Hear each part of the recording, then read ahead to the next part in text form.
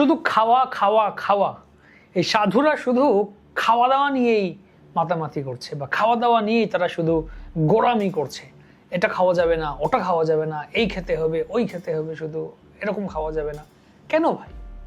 যার যা ইচ্ছা খাই না, যার যা ইচ্ছা খাও না, এতে দোষের কি আছে? এরকম অনেকে ভেবে থাকেন, এরকম অনেকে মন্তব্য করে থাকেন বা ধারণা পোষণ করে থাকেন।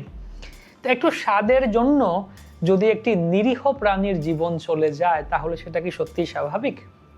আমরা যখন প্লেটে খাবার দেখি, তখন কি আমরা কখনো ভাবি যে এই খাবারের পেছনে কি ঘটছে বা কি ঘটেছিল? শুধু একটা পদ নয়, এটা একটা আইটেম নয়, এটা কারো জীবনের শেষ মুহূর্তের গল্প।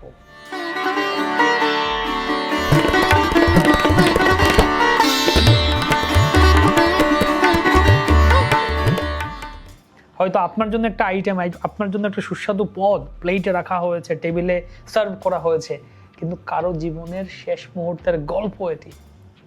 আমরা বলি, আর এটি তো শুধু খাওয়া, সবাই তো খাচ্ছে, এটি স্বাভাবিক।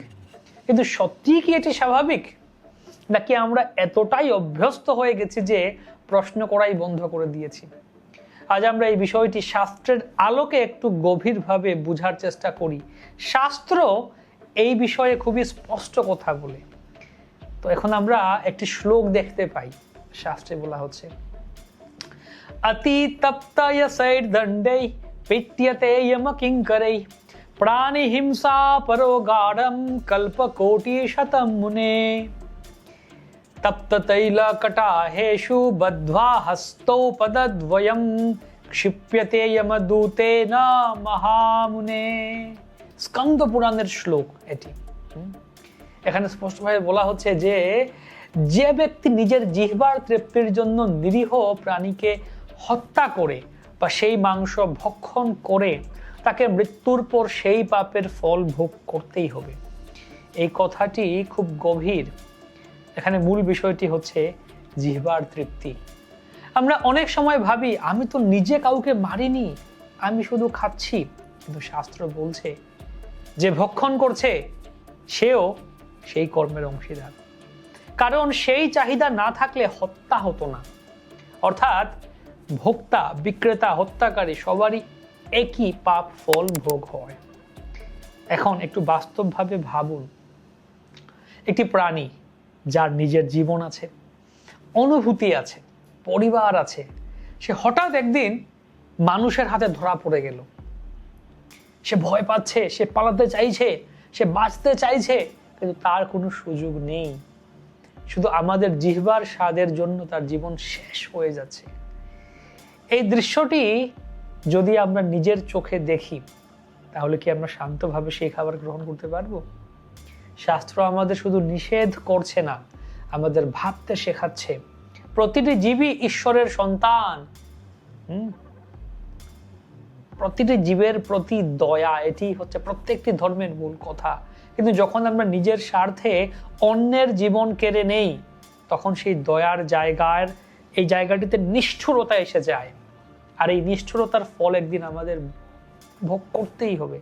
এ থেকে পালানোর কোনো সুযোগ নেই। একেই বলে কর্মফল। এখন অনেকেই বলতে পারেন, মানুষ তো প্রাচীনকাল থেকেই মাংস খাচ্ছে। হ্যাঁ, ঠিক, কিন্তু শাস্ত্র কখনো একে উৎসাহ দেয়নি, বরং নিয়ন্ত্রণের মধ্যে বিশেষ পরিস্থিতিতে কিছু বিধান দিয়েছে, যাতে মানুষ ধীরে ধীরে এই অভ্যাস থেকে বেরিয়ে আসতে পারে। কারণ মানুষের প্রকৃত ধর্ম হলো করুণা, অহিংসা, ভক্তি। আমরা যদি একটু লক্ষ্য করি, যারা নিরামিষ সাত্ত্বিক জীবনযাপন করেন তাদের মন শান্ত, স্থির, পরিষ্কার।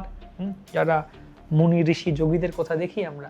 আর যারা নিয়মিত হিংসামূলক খাদ্য গ্রহণ করেন, তাদের মধ্যে অস্থিরতা, রাগ, অশান্তি অনেক বেশি দেখা যায়। এটি আমরাই বলছি না, বিজ্ঞানও বলছে এই কথাগুলি, রিসার্চ করে বলছে এই কথাগুলি। কারণ এগুলি খাবারের প্রকৃতির মধ্যে সেই খাবারের গুণ রয়েছে, এবং সেটি আমাদের শরীরকে বা আমাদেরকে সেইভাবে গুণে প্রভাবিত করছে।